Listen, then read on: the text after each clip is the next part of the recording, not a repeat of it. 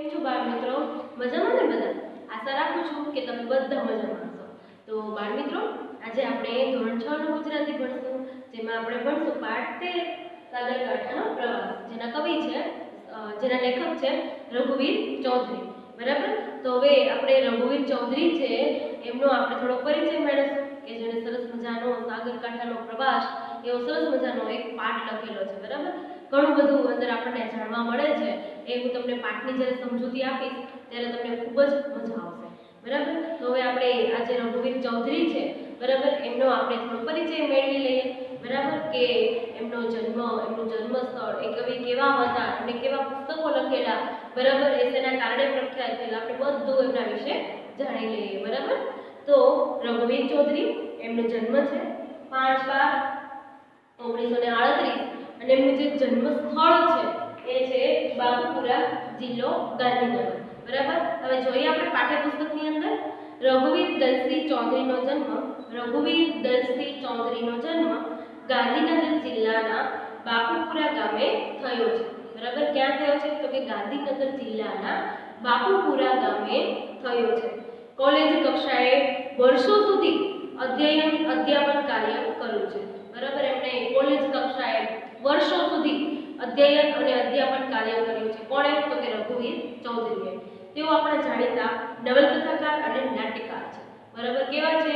તો કે એમણે ઘણી બધી નવલકથાઓ લખી. બરાબર? અને નવલકથાઓ તો લખી અને સાથે સાથે કેવા છે? તો કે નાટ્યકાર પણ છે.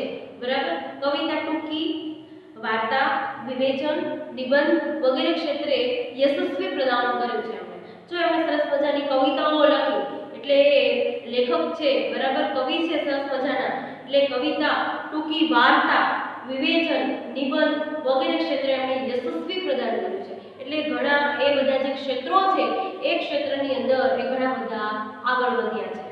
ઉપરવાસ કથાત્રયી તેમની પુરસ્કૃત થયેલી નવલકથા છે. જો હવે સરસ મજાની જો એમને નવલકથા બધામાં જો પ્રખ્યાત થયેલી હોય, બરાબર, તો એ નવલકથા છે ઉપરવાસ કથાત્રયી. બરાબર? કઈ છે? ઉપરવાસ કથાત્રયી એ એમની પુરસ્કૃત થયેલી નવલકથા છે. ઝૂલતા મિનારા, નાટ્ય સંગ્રહ અને સહરાની ભવ્યતા. જો ઝૂલતા મિનારા અને ઝૂલતા મિનારા શું છે? તો શું છે? તો કે નાટ્ય સંગ્રહ છે. અને સહરાની ભવ્યતા એ શું છે? એમનો નિબંધ સંગ્રહ છે. પણ તેમને પ્રસિદ્ધ કર્યા છે. બરાબર? ઝૂલતા મિનારા અને સહરાની ભવ્યતા એ પહેલા તો એક નાટ્ય સંગ્રહ છે અને એક નિબંધ છે. બરાબર? એમના એ જે ક્ષેત્રો છે એ પણ એમાં પણ ઘણા બધા પુરસ્કૃત થયેલા છે. એટલે એમાં પણ એમને ઘણા બધા એવોર્ડથી સન્માનિત કરવામાં આવ્યા છે. બરાબર? તેઓ કલાનો કશપ જાળવી મૂલ્યનિષ્ઠ સાહિત્યનું સર્જન કરે છે. બરાબર? કઈ રીતે કલા છે એને જાળવવી, એનું સરસ મજાનું શું કરે છે? મૂલ્યનિષ્ઠ સાહિત્યનું સર્જન કરે છે. બરાબર? હવે આપણે આજે સાગરકાંઠાનો પ્રવાસ છે એની થોડી ટૂંકી સમજૂતી આપણે મેળવીએ. બરાબર?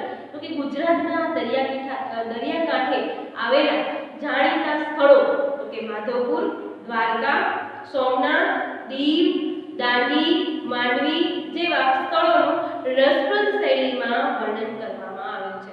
તો કે ગુજરાતના દરિયાકાંઠે તો કેવા આવેલા છે? જે જાણીતા સ્થળો છે કયા છે? તો કે પેલું છે માધવપુર, બરાબર, બીજું છે દ્વારકા, ત્રીજું છે સોમનાથ, પછી દીવ, દાંડી, પછી છે માંડવી જેવા સ્થળોનું રસપ્રદ શૈલીમાં વર્ણન કરવામાં આવ્યું છે. હવે એ સ્થળો છે શેના કારણે જાણીતા છે, શા માટે જાણીતા છે, એનું સરસ મજાનું રસપ્રદ વર્ણન કરવામાં આવ્યું છે. બરાબર? તો કે પ્રસ્તુત એકમ દ્વારા આપણને ગુજરાતના દરિયાકાંઠાની વિશેષતાઓનો પરિચય મળે છે. હવે આપણે એકમ જે ભણવાના છે એમાં દરિયાકાંઠાની અંદર જે સ્થળો આવેલા છે, આપણે જોયું કે માધવપુર છે, દ્વારકા છે, સોમનાથ છે. બરાબર? તો એ બધા જે સ્થળો છે કે તે ખૂબ જ જાણીતા છે. બરાબર? એ જાણીતા સ્થળોનો સરસ મજાના એનો આપણને પરિચય આપેલો છે. એ શા માટે જાણીતા છે, તેના કારણે જાણીતા છે, એ સરસ મજાનું એનું વર્ણન કરવામાં આવ્યું છે. સાથે સાથે પ્રવાસના આયોજન બાબતે પણ ખ્યાલ આવે છે. હવે આ એકમની અંદર પ્રવાસનું આયોજન છે કેવી રીતે કરે છે અને સરસ મજાનું કરે છે એનું આપણને વિસ્તૃત અહીંયા આપણને ચર્ચા આપેલી છે. બરાબર. તો હવે આપણે જોશું પાઠ બરાબર 13 સાગરકાંઠાનો પ્રવાસ. હવે પાઠની તમને સમજૂતી થોડીક આપી દઈશ. હવે જોઈએ આપણે વર્ગ શિક્ષક સોમનાથે પ્રવાસનું સ્થળ નક્કી કરવા 3 વિદ્યાર્થીઓની સમિતિ નિમી હતી. જો વર્ગ શિક્ષક સોમનાથ બરાબર, વર્ગ શિક્ષકનું નામ શું છે? સોમનાથ છે બરાબર. હવે એમને પ્રવાસનું સ્થળ નક્કી કરવા 3 વિદ્યાર્થીઓની સમિતિ નિમી હતી બરાબર. હવે 3 વિદ્યાર્થીઓની સમિતિ નિમી હતી અને એમને કહ્યું હતું કે તમે પ્રવાસનું સ્થળ નક્કી કરો બરાબર, કે આપણે ક્યાં જવું છે. તો હવે છે જો તમને કયા કયા 3 વિદ્યાર્થીઓ હતા એની તમને સમિતિઓના નામ આપેલા છે. તો કે રેવતી, વરુણ અને સિંધુ બરાબર. રેવતી, વરુણ અને સિંધુ.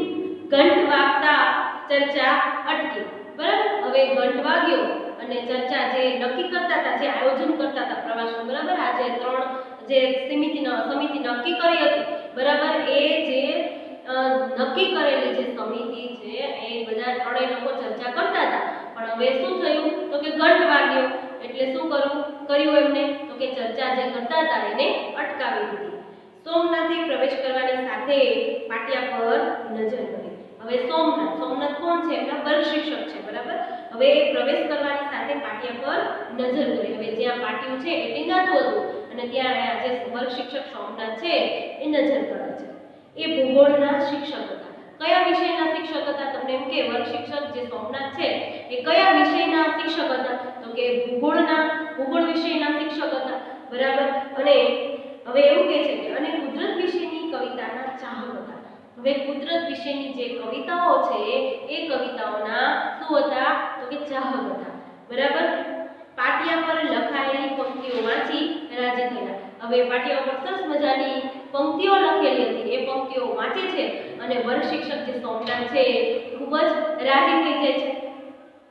વિદ્યાર્થીઓ સામે ફરીને બોલ્યા. હવે પહેલા તો એ જે પાટિયું છે એના પર આવી રીતે નજર કરે છે, પછી વિદ્યાર્થીઓ સામે જુએ છે બરાબર. અને હવે શું બોલે છે ફરીને જોઈએ આપણે. રેલાઈ આવતી છોને બધી ખારાશ પૃથ્વીની, સિંધુના ઉરમાંથી તો ઉઠશે અમી વાદળી. હવે એવું કહે છે કે જે પૃથ્વીની બધી જે ખારાશ છે બરાબર એ જોવા તો મળે છે, પરંતુ જો તમને શું કહે છે કે જે પૃથ્વીની ખારાશ છે એ તો બધી રેલાઈ આવે છે, પરંતુ સિંધુના ઉરમાંથી, એટલે સિંધુ શું છે? એટલે એમ કીધું સિંધુના ઉરમાંથી એટલે કે એના હૃદયમાંથી, એના દિલમાંથી શું નીકળે છે? તો કે ઉઠશે અમી વાદળી. એટલે અમી એટલે કે અમૃત. એ તમે અહીંયા જોઈ શકો છો, અહીંયા અમી એટલે કે અમૃત અથવા મીઠાશ બરાબર. હવે એવું કહે છે કે જે પૃથ્વીની બધી ખારાશ તો રેલાઈ આવે છે, પરંતુ સિંધુ જે છે એના ઉરમાંથી, એના હૃદયમાંથી શું નીકળે છે? હંમેશા અમી વાદળી બરાબર. એટલે કે સરસ મજાની અમૃતની વાદળી નીકળે છે બરાબર. હવે આ પહેલાના તાસમાં ગુજરાતીના શિક્ષકે આ મુક્તક લખ્યું હશે બરાબર. એ પહેલાનો જે લેક્ચર હશે બરાબર, એ લેક્ચરમાં કદાચ ગુજરાતીનો વિષય ચાલતો હશે અને એના જે ટીચર છે, શિક્ષક છે, એમને લખ્યું હશે એમ માનીને સોમનાથ પૂછવા ગયા. હવે એમને એવું હશે કે ગુજરાતીના શિક્ષકે આવું લખાવેલું હશે બરાબર. હવે લેક્ચર બદલાય એટલે પછી તો બોર્ડ વર્ક જે આપણે કરેલું હોય તો પૂછવાનું છે બરાબર. તો તમને બધાને ખબર જ છે. એટલે સોમનાથ જે શિક્ષક છે એમને એવું લાગ્યું કે ગુજરાતીના ટીચરે લખેલું હશે તો લાવ હું પૂછી નાખું બરાબર. એટલે એ પૂછવા જાય છે. ત્યાં રેવતીએ વિનંતી કરી. હવે ત્યાં જે રેવતી છે એ વિનંતી કરે છે, રહેવા દો સાહેબ, એ સુભાષિત જન્મદિવસની શુભેચ્છા છે. જો હવે એમના જે વર્ગ શિક્ષક છે એમને ખબર પડે છે અને એમને કહે છે કે સાહેબ તમે રહેવા દો, તમે પૂછો નહીં. એ શું છે? તો કે એ સુભાષિત છે એ જન્મદિવસની શુભેચ્છા છે બરાબર. વર્ગમાં કોઈનો જન્મદિવસ હશે અને એની શુભેચ્છા રૂપે એ જે પંક્તિ મેં તમને કીધી બરાબર, એ પંક્તિ લખેલી છે પાટિયા ઉપર. હવે ના પાડે છે સાહેબને. સોમનાથે એમની ડાયરી ખોલી. સોમનાથ છે એમની ડાયરી ખોલે છે. પોતાના વર્ગના દરેક વિદ્યાર્થીને એના જન્મદિવસે એ શુભેચ્છા આપે. જો આ શિક્ષક કેવા સરસ મજાના હતા કે જે પણ વિદ્યાર્થીનો જન્મદિવસ હોય એ દિવસે એમને શું આપતા? શુભેચ્છા આપતા. અને જે જન્મદિવસની જે તારીખ છે બરાબર એ એમની ડાયરીમાં લખી રાખતા બરાબર. અને એનો જાણે કે આજ કોઈનો જન્મદિવસ છે બરાબર, તો એને સરસ મજાની શુભેચ્છા આપતા. આવી રીતે રીતે બધાના જન્મદિવસની જે તારીખ છે એ લખી રાખતા. કોણ? વર્ગ શિક્ષક સોમનાથ. બરાબર. હવે આજે પોતે કેમ ચૂકી ગયા? આજે તો વર્ગના પ્રતિનિધિ સિંધુનો જ જન્મદિવસ છે. હવે એ વર્ગ શિક્ષક છે એ આજે ચૂકી જાય છે કે એનો જન્મદિવસ છે. અને કોનો જન્મદિવસ હોય છે? જો સિંધુનો જન્મદિવસ હોય છે. અને સિંધુ કોણ હોય છે? તો કે એ વર્ગનો છે પ્રતિનિધિ હોય છે. કોણ હોય છે? પ્રતિનિધિ હોય છે. એટલે પ્રતિનિધિ એટલે કે એ બધું જે વર્ગનું જે સંચાલન કરતો હોય, બરાબર, એને શું કહેવાય? પ્રતિનિધિ. હવે આપણે જોઈએ આપણે એનો અર્થ શું થશે પાછો. પ્રતિનિધિ એટલે કે ને બદલે અથવા ના તરફથી કામ કરવા નિયુક્ત થયેલો માણસ, એને શું કહેવાશે? પ્રતિનિધિ. ને બદલે અથવા ના તરફથી કામ કરવા નિયુક્ત થયેલો માણસ, એને શું કહેવાશે? પ્રતિનિધિ. બરાબર. હવે શિક્ષક સોમનાથ છે ભૂલી જાય છે, ચૂકી જાય છે. ચૂકી જવું એટલે કે ભૂલી જવું. બરાબર. એ ભૂલી જાય છે કે આજે એ જ વર્ગનો જે પ્રતિનિધિ છે, બરાબર, કોણ છે? સિંધુ છે. તો કે એનો જન્મદિવસ હોય છે. બરાબર. હવે એ શું કરે છે? તો કે સિંધુને શુભેચ્છા આપે છે. શું આપે છે? શુભેચ્છા આપે છે. એ પગે લાગીને ઊભો રહ્યો. હવે એ શિક્ષક છે એમના વર્ગ શિક્ષક કોણ છે? તો કે જે સોમનાથ છે એ ભૂગોળના શિક્ષક હોય છે. બરાબર. હવે એમની પાસે કોણ આવે છે? સિંધુ આવે છે અને એમને પગે લાગે છે. રેવતી સિંધુની પાટલી પરથી મીઠાઈનું પડીકું લઈ આવી. બરાબર. હવે જ્યાં સિંધુ બેસતો હોય છે, બરાબર, હવે એની પાટલી ઉપર શું પડેલું હોય છે? તો કે મીઠાઈનું પડીકું છે એ લઈ આવે છે. બરાબર. સોમનાથે પહેલો ટુકડો લીધો. અરે વાહ, અરે વાહ, છે સુખડી પણ મોહનથાળ જેવી પહોંચી. હવે એની પાટલી ઉપરથી લઈ આવે છે મીઠાઈનું પેકેટ અને એમાંથી શું કાઢે છે?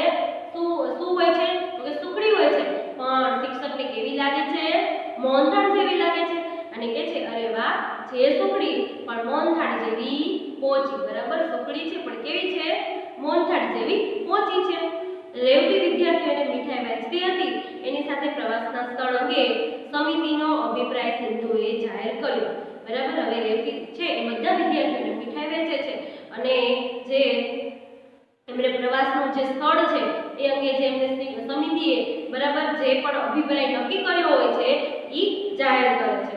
કચ્છનું માંડવી, સૌરાષ્ટ્રનું માધવપુર અને દક્ષિણ ગુજરાતનું તિથલ. તો શું કીધું? કચ્છનું માંડવી, પછી શું કીધું? સૌરાષ્ટ્રનું માધવપુર અને દક્ષિણ ગુજરાતનું તિથલ. આ ત્રણમાંથી સાહેબ નક્કી કરે તે કયા સ્થળો એમણે નક્કી કર્યા? જો હજી એક વખત ફરીથી તમારી સમક્ષ બોલું છું. કચ્છનું માંડવી, સૌરાષ્ટ્રનું માધવપુર અને દક્ષિણ ગુજરાતનું તિથલ. બરાબર. આ ત્રણમાંથી સાહેબ નક્કી કરે એ. બરાબર. આ સ્થળો એમને નક્કી કર્યા છે. પછી સર જે એમના જે સાહેબ છે એ જે નક્કી કરે એ. બરાબર. શાબાશ, તમે દરિયા કિનારાના સ્થળ પસંદ કર્યા છે, મને ગમ્યું. હવે કહે છે એમના જે સાહેબ એવું કહે છે કે શાબાશ, તમે જે દરિયા કિનારાના જે સ્થળો છે એ તમે પસંદ કર્યા છે એ મને ખૂબ જ ગમ્યું. છેલ્લે આપણે આબુ અંબાજી ગયા હતા. હવે એના પહેલા ક્યાં ગયા હતા? તો કે આબુ અને અંબાજી ગયા હતા. રસ્તામાં મેં તમને એક લેખ વાંચી સંભળાવ્યો હતો. પુણ્યના પર્વત જેવા રવિશંકર મહારાજ. હવે જ્યારે એ ગયા હતા, બરાબર, આબુ અંબાજી ગયા હતા ત્યારે રસ્તામાં એમને કયો લેખ વાંચી સંભળાવ્યો હતો? તો કે પુણ્યના પર્વત જેવા રવિશંકર મહારાજ. બરાબર. એના લેખક હતા સ્વામિયાનંદ. હવે એ જે લેખ લખેલો હતો એના લેખ કોણ હતા? એના જે લેખના લખનારા કોણ હતા? તો કે સ્વામી આનંદ. સિંધુએ કયું? હવે શું કીધું? સિંધુએ એવું કીધું સ્વામી આનંદ. સિંધુએ કયું? પર્વતની ઊંચાઈ જોનારે સમુદ્રના ઊંડાણ વિશે પણ જાણવું જોઈએ. ગોળમેજી પરિષદમાં ભાગ લેવા ગાંધીજી ઇંગ્લેન્ડ જઈ રહ્યા હતા. હવે એવું કહે છે કે પર્વતની ઊંચાઈ જોનારે સમુદ્રના ઊંડાણ વિશે પણ જાણવું જોઈએ. એવું કહે છે કે જેટલો આપણે પર્વત ઊંચો છે એના વિશે આપણે જાણીએ છીએ, તો હવે આપણે સમુદ્રનું જે ઊંડાણ છે એ કેટલું છે, બરાબર, એના વિશેની માહિતી પણ આપણી પાસે હોવી જોઈએ. બરાબર. હવે એવું કહે છે કે ગોળમેજી પરિષદમાં ભાગ લેવા ગાંધીજી ઇંગ્લેન્ડ જઈ રહ્યા હતા. બરાબર. ઝવેરચંદ મેઘાણીને ખાતરી હતી કે બાપુ અપમાન વેઠી લેવાની ઉદારતા ધરાવે છે. હવે તમને એવું પૂછે કે ઝવેરચંદ મેઘાણીને બાપુ વિશે કઈ ખાતરી હતી? તો તમારે શું કહેવાનું? તો એમાં લખેલું છે કે બાપુ છે એ અપમાન વેઠી લેવાની ઉદારતા ધરાવે છે. શું ધરાવે છે? તો કે ઝવેરચંદ મેઘાણી તો એવું જ વિચારતા હતા, એમના વિશે એવી જ એમને ખાતરી હતી કે શું છે બાપુ? તો કે એ અપમાન વેઠી લેવાની પણ ઉદારતા જે બાપુ છે એ ધરાવે છે. બરાબર. હવે એવું કે છે તેથી એમણે ગાયેલું સાગર પીનારા અંજલિ નવ ઢોળજો બાપુ. એટલે ઝવેરચંદ મેઘાણી એમના વિશે એવું ગાયેલું ગાંધીજી વિશે કે સાગર પીનારા અંજલિ નવ ઢોળજો બાપુ. સરસ મજાનું જે ગીત છે એમના વિશે ગાયેલું ઝવેરચંદ મેઘાણીએ ગાંધીજી વિશે કે તમે સાગરને પણ પીનારા છો, બરાબર, તમે અંજલિ નવ ઢોળજો. સરસ મજાનું આ ગીત છે. ગાંધીજી દરિયાવદીર હતા. હવે ગાંધીજી દરિયાવદીર એટલે કે ખૂબ જ સારા સ્વભાવના હતા, ઉદાર દિલના હતા, ઉદાર હૃદયવાળા હતા. બરાબર. તો ગાંધીજી છે એ કેવા હતા? તો કે દરિયાવદીર. બરાબર. તો કે ઉદાર દિલવાળા હતા. એમણે કદી કોઈને શાપ ન આપ્યો, આશીર્વાદ આપ્યો. હવે એવું કે છે ગાંધીજીએ કોઈ દિવસ કોઈને શ્રાપ આપેલો નહીં. એમણે હંમેશા બધાને શું આપેલું? આશીર્વાદ. પછી ભલે સામેવાળા એમને ગમે એટલી મુશ્કેલીઓ આપે પણ છતાં ગાંધીજી શું આપતા? એમને હંમેશા આશીર્વાદ આપતા. બરાબર. કોઈ દિવસ શ્રાપ આપતા નહીં. બરાબર. હવે કીધું તમને અહીંયા કે એમના હૃદયમાંથી અમી વાદળી ઉઠી. બરાબર. એમના હૃદયમાંથી હંમેશા મીઠાશ જ નીકળતી. બરાબર. હંમેશા અમૃત જ નીકળતું. ક્યારે ઝેર નીકળતું નહીં. એટલે કે ક્યારે ખરાબ શબ્દો ગાંધીજીએ કોઈ દિવસ કોઈના વિશે બોલ્યા નથી. એટલે ગાંધીજી વિશેનો સરસ મજાનો અભિપ્રાય આપે છે. સાહેબ પ્રવાસનું સ્થળ નક્કી કરવાનું ભૂલી ગયા લાગે છે.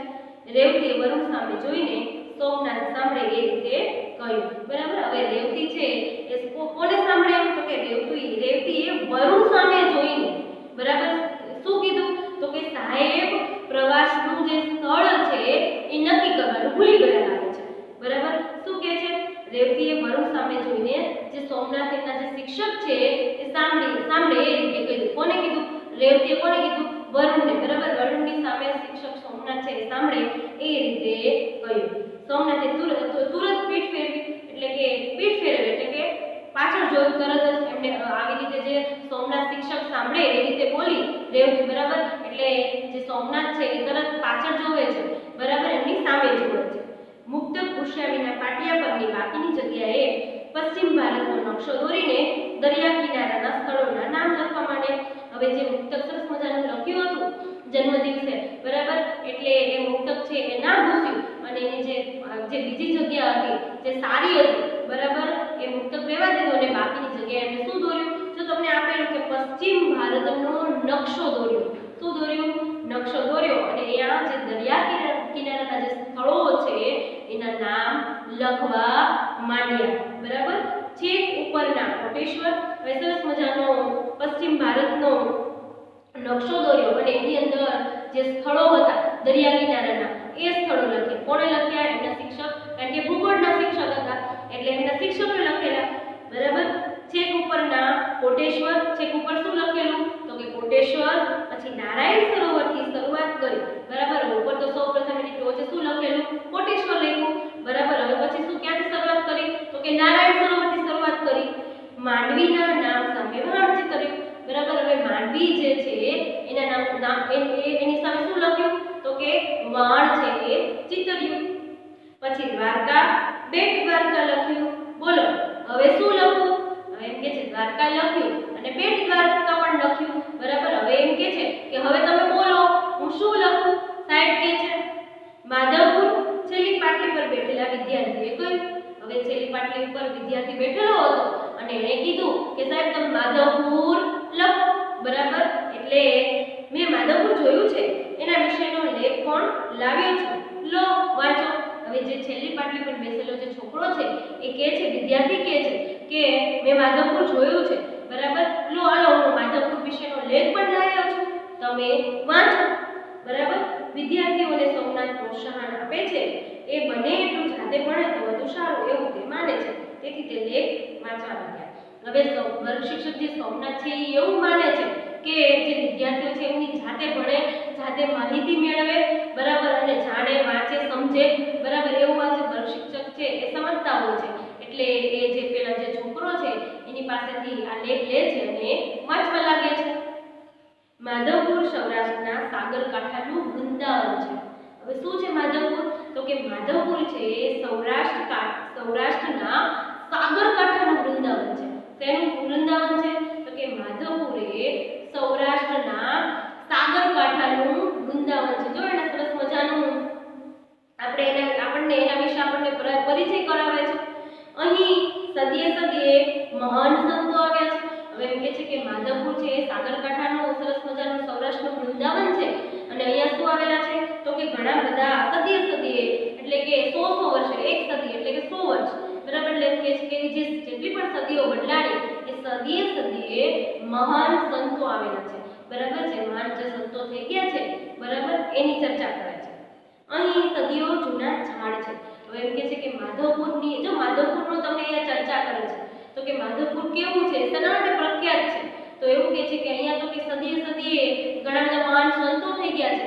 એ તો કે સૌરાષ્ટ્રના સાગરકાંઠાનું વૃંદાવન છે, બરાબર. અને અહીંયા શું થઈ ગયું છે તો કે સદીઓ જૂના ઝાડ છે. 100 વર્ષ પહેલાના પણ અહીંયા ઝાડ છે. ક્યાં છે? માધવપુર, બરાબર. આંબલી, રાયણ, નાળિયેરી, બેસુમાર છે. હવે એવું કહે છે કયા છે તો કે આંબલી છે, રાયણ છે, નાળિયેરી છે, પછી કહે છે કે આંબલી, રાયણ, નાળિયેરી અને બેસુમાર છે, બરાબર. પપૈયા પણ છે. શું કહે છે? પપૈયા પણ છે. અહીંના પોપટ પણ પપૈયા જેવા તાજા છે. હવે એમ કહે છે કે અહીંયા માધવપુરના જેટલા પોપટ છે ને એ કેવા છે? કોની સાથે સરખાવે છે? પપૈયાની સાથે સરખાવે છે. એટલે એમ કહે છે કે જે પપૈયા જેવા કેવા કોણ છે તો કે પોપટ પણ પપૈયા જેવા તાજા છે. કેવા છે? તાજા છે. અહીં રૂકમણી શ્રી કૃષ્ણના લગ્ન દર વર્ષે ઉજવાય છે. હવે અહીંયા શું થાય છે તો કે રૂકમણી અને શ્રી કૃષ્ણના જે લગ્ન છે ક્યાં થાય છે? માધવપુરમાં. શું કહેવાય? માધવપુરમાં, બરાબર. એટલે દર વર્ષે રૂકમણી અને શ્રી કૃષ્ણના લગ્ન માધવપુરમાં થાય છે, ઉજવાય છે. ભવનાથ અને તરણેતરની જેમ અહીંનો મેળો જાણીતો છે. હવે ભવનાથનો મેળો પણ તમે કદાચ એના વિશેનો લેખ લેજો અને વાંચજો. સરસ મજાનો છે ભવનાથનો મેળો અને તરણેતરનો, બરાબર. તરણેતર તમને ખબર જ છે કે આપણા થાન પાસે આવેલું છે તરણેતર, બરાબર. એનો જે મેળો છે ખૂબ જ પ્રખ્યાત છે. ભવનાથનો મેળો પણ છે એ પણ ખૂબ જ પ્રખ્યાત છે. એટલે એમ કહે છે કે અહીંયા માધવપુરમાં જે મેળો ભરાય છે, બરાબર, તો એ મેળો પણ ખૂબ જ પ્રખ્યાત છે. હવે કહે છે કે અહીં ભાદર, ઓજર અને મધવંતી નદીઓ સમુદ્રને મળે છે. હવે એવું કહે છે કે અહીંયા શું છે? કઈ નદીઓ આવેલી છે તો કે ભાદર, ઓજર અને મધવંતી. કઈ નદીઓ? જો જે વખત તમારી પાસે રિપીટ કરું છું, ભાદર, ઓજર અને મધવંતી નદીઓ છે. ત્યાં કોને મળે છે તો કે સમુદ્રને મળે છે, બરાબર. ભાદર, ઓજર અને મધવંતી નદીઓ, બરાબર. આખા ઘેડ વિસ્તારને હરિયાળો અને ફળદ્રુપ રાખે છે. હવે આ જે આખો ઘેડ વિસ્તાર છે કોને ફળદ્રુપ રાખે છે? કારણ કે નદીઓ આવેલી છે, બરાબર. ભાદર, ઓજર અને મધવંતી નદીઓ છે. જે નદીનું પાણી આવે એટલે સરસ મજાનો જે વિસ્તાર છે કેવો થઈ જાય? ફળદ્રુપ બની જાય, બરાબર. એને વાવવા લાયક થઈ જાય કે એની અંદર તમે કઈ પણ વસ્તુ જે છે એ વાવી શકો તમે, બરાબર. કઈ પણ અનાજ, કઠોળ જે પણ તમે વાવી શકો. એટલે એમ કહે છે કે આ સરસ મજાનું જે નદીનું પાણી આવે છે એના કારણે આખો જે ઘેડ વિસ્તાર છે એ ફળદ્રુપ બની જાય છે. એમ કહે છે આપણને અહીંયા હરિયાળો અને ફળદ્રુપ, કારણ કે પાણી હોય એટલે હરિયાળું તો થવાનું જ છે, બરાબર. અહીંનો દરિયા કિનારો વિશાળ અને ઉજળો છે, બરાબર. હવે એવું કહે છે કે અહીંયાનો જે દરિયા કિનારો છે એ કેવો છે? વિશાળ અને ઉજળો છે, એકદમ ચોખ્ખો છે. કેવો છે? વિશાળ તો છે એટલે ખૂબ જ મોટા પ્રમાણમાં તો છે, અને કેવો છે? ઉજળો છે એટલે એકદમ ચોખ્ખો છે. ઘણા પ્રવાસીઓ ચોરવાડ કરતા માધવપુરના દરિયા કિનારાને વધુ પસંદ કરે છે. હવે જે પણ પ્રવાસીઓ અહીંયા ફરવા માટે આવે છે એ શું કરે છે તો કે ચોરવાડ કરતા કે કોને વધુ પસંદ કરે છે તો કે માધવપુરના દરિયા કિનારાને વધુ પસંદ કરે છે, બરાબર. ત્યાંના સૂર્યોદય અને સૂર્યાસ્ત જોઈ મુગ્ધ થઈ જવાય છે. એટલે કે એકદમ સરસ મજાનું એ દ્રશ્ય હોય છે. સૂર્યાસ્ત અને જ્યારે સૂર્યનો ઉદય થાય અને સૂર્યાસ્ત એટલે સૂર્યનો જ્યારે અસ્ત થાય, બરાબર, એનું જે દ્રશ્ય હોય છે એકદમ મુગ્ધ કરી નાખવા વાળું હોય છે. તો ચાલો માધવપુર એટલે એમથી બોલી. હવે એવું કહે છે કે આ સરસ મજાનું માધવપુર છે, તો ચાલો આપણે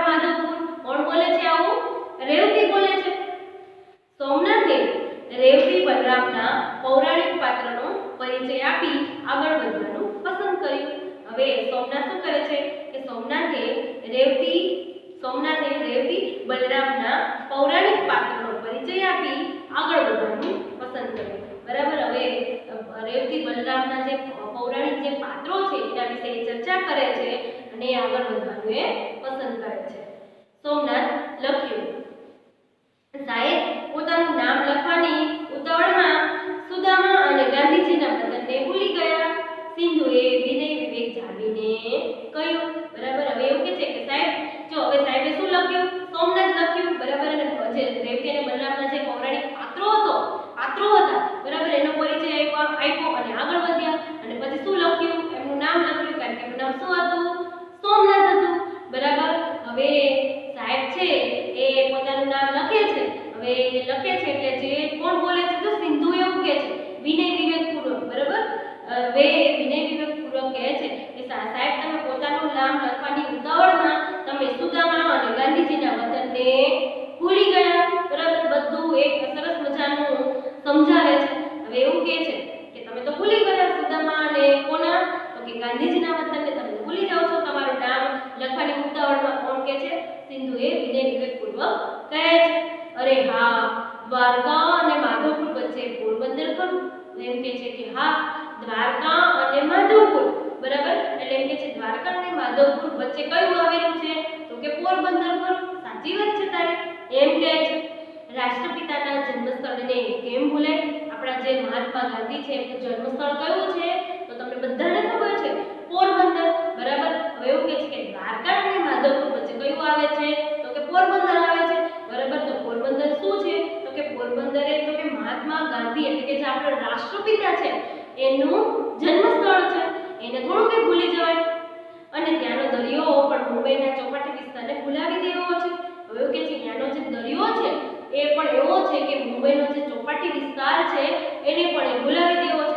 સરસ મજાનો છે પોરબંદરનો. તો સોમનાથનું પ્રભા ક્ષેત્ર મનુષ્યના પુરાતન નિવાસનું કેન્દ્ર છે. હવે એવું કહે છે સોમનાથ પણ એટલું બધું પ્રખ્યાત છે. જે સોમનાથનું જે પ્રભા ક્ષેત્ર છે બરાબર એ શું છે? તો કે એ શેના માટે પ્રખ્યાત છે? તો કે મનુષ્યના પુરાતન નિવાસનું કેન્દ્ર છે. બરાબર. પુરાતન નિવાસનું કેન્દ્ર છે. તો હવે જો આ વિસ્તારમાંથી શું થાય? બરાબર. શું મળે?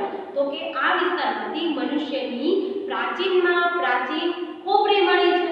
બરાબર. સોમનાથમાં જો શેના માટે પ્રખ્યાત છે? તો કે જે સોમનાથનું જે પ્રભા ક્ષેત્ર છે એ પ્રભા ક્ષેત્ર છે એનામાંથી પુરાતન નિવાસનો પહેલા તો કે કેન્દ્ર છે. હવે આ કેન્દ્રમાંથી શું મળેલું છે? તો પુરાતન એટલે કે જે પહેલાના જે સમયનું છે એને પુરાતન કહેવાય. બરાબર. તો કે પુરાતન નિવાસનું કેન્દ્ર તો છે પણ એનાથી શું મળ્યું છે? તો કે મનુષ્યની પ્રાચીનમાં પ્રાચીન શું મળેલું છે? તો કે ખોપરી મળી છે. અહીંનું મંદિર અનેક વાર તૂટ્યું. હવે સોમનાથનું મંદિર એમ કે છે કે અનેક વાર તૂટી ગયું છે. બરાબર. પણ ભક્તોની શ્રદ્ધા વધતી રહી. હવે ભક્તોને ભગવાન પર એટલી બધી શ્રદ્ધા હતી. બરાબર. તો જો પછી તેમને કહે છે કે શું શેના કારણે ઊભું થયું મંદિર?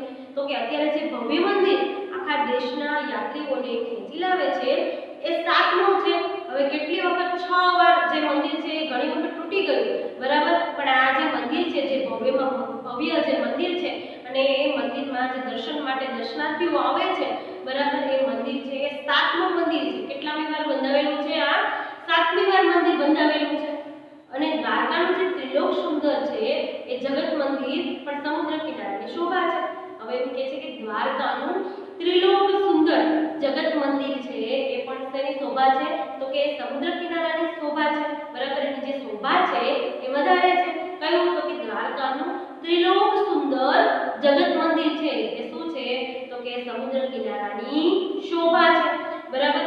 સર તમે એકવાર સાત દ્વારકાની વાત કરતા હતા. હવે કોઈ કહે છે કે સર તમે એકવાર એક સાત દ્વારકાની તમે વાત કરતા હતા ને એવું કોઈ પૂછે છે વર્ગખંડમાં. હા, એ માટે આપણે 5000 વર્ષના ઇતિહાસમાં દાખલ થવું પડે. હવે સર એવું કહે છે જો ભૂગોળમાં સરસ મજાનું જે પણ વચ્ચે આવે છે એના વિશે જે સર છે એ બધી સમજૂતી આપતા જાય છે. હવે એવું કહે છે કે હા એના માટે જો તમારે એ જાણવું હોય તો તમારે શું કરવું જોઈએ? તો કે 5000 વર્ષના ઇતિહાસમાં દાખલ થવું પડે એવું કહે છે. વિદ્વાનો કહે છે કે અત્યારનું મંદિર સાતમી વાર બંધાયેલું છે. હવે એવું કહે છે કે વિદ્વાનો જે પણ કહે છે અત્યારનું મંદિર છે કેટલી વાર બંધાયેલું છે? તો કે સાતમી વાર બંધાયેલું છે. તો કેટલાક સંશોધકો જુદા જુદા સ્થળોને દ્વારકા તરીકે ઓળખાવે છે.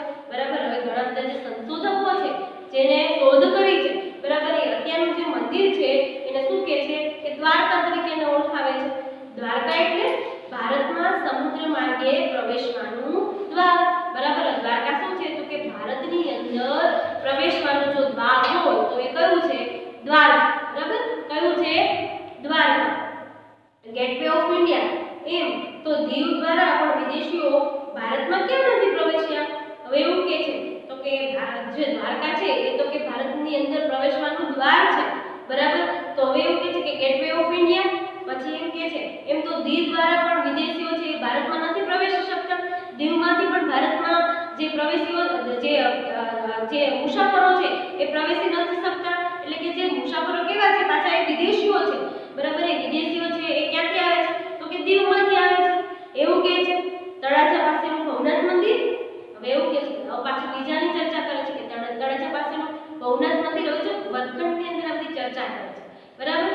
હવે એવું કહે છે આજ મહારાજ જળ પર ઉદય જોઈને કવિ કાંતનું એ કાવ્ય ભવનાથના સાગર કિનારે રચાયેલું. હવે એવું કહે છે કે આજ મહારાજ જળ પર ઉદય જ જોઈને કવિ કાંતનું એ કાવ્ય ભવનાથના સાગર કિનારે રચાયેલું, બરાબર. હવે આજ જોઈને એનો ઉદય જોઈને કોણે કહ્યું તો કે કવિ કાંતે ક્યાં કરેલું તો કે ભવનાથના સાગર કિનારે એની રચના કરેલી, બરાબર. એટલે કે રચાયેલું છે. નજીકમાં મણાર અલંગમાં વહાણ તોડવાનું વિશ્વવિખ્યાત કેન્દ્ર છે. હવે એમ કહે છે કે એની નજીક છે શું છે તો કે મણાર અલંગ, બરાબર. તો કે અહીંયા શું છે તો કે અહીંયા વહાણ તોડવાનું વિશ્વવિખ્યાત કેન્દ્ર છે, બરાબર. કે જે જહાજો છે જે વહાણો છે એને અહીંયા તોડવાનું છે અને એ કેવું છે તો કે વિશ્વવિખ્યાત કેન્દ્ર છે. પ્રાચીન કાળમાં ધોલેરા લોથલ સુધી વહાણ બધું ચાલતું. એમ કે છે કે પ્રાચીન કાળમાં. તો વિદ્યાર્થી મિત્રો તમારે આના ઉપરથી હોમવર્ક કરવાનું છે જે તમારે તમારી નોંધપોથીની અંદર નોંધી લેવાનું છે. તો તમને અહીંયા 4 પ્રશ્નો આપેલા છે જે પ્રશ્નો તમારે લખવા ફરજિયાત છે, બરાબર. તો તમારે હોમવર્ક છે તમારી નોંધપોથીની અંદર તમે નોંધી લેજો, બરાબર. તો તમારો હોમવર્કનો પહેલો પ્રશ્ન છે શિક્ષક સોમનાથભાઈ વિદ્યાર્થીને એના જન્મદિને શું આપતા હતા, બરાબર. હવે બીજો પ્રશ્ન છે સૌરાષ્ટ્રના સાગરકાંઠાનું વૃંદાવન છે એ કોને કહેવામાં આવે છે, બરાબર. હવે ત્રીજું છે મીઠાઈના પડીકામાંની સુખડી કેવી હતી, બરાબર. કેવી હતી સુખડી. હવે ચોથો પ્રશ્ન છે સોમનાથના પ્રભા ક્ષેત્રની કઈ વિશેષતા છે, તો એ પણ તમે સમજી ગયા, બરાબર. તો તમારું હોમવર્ક છે એ ફરજિયાત તમારે કરવાનું છે.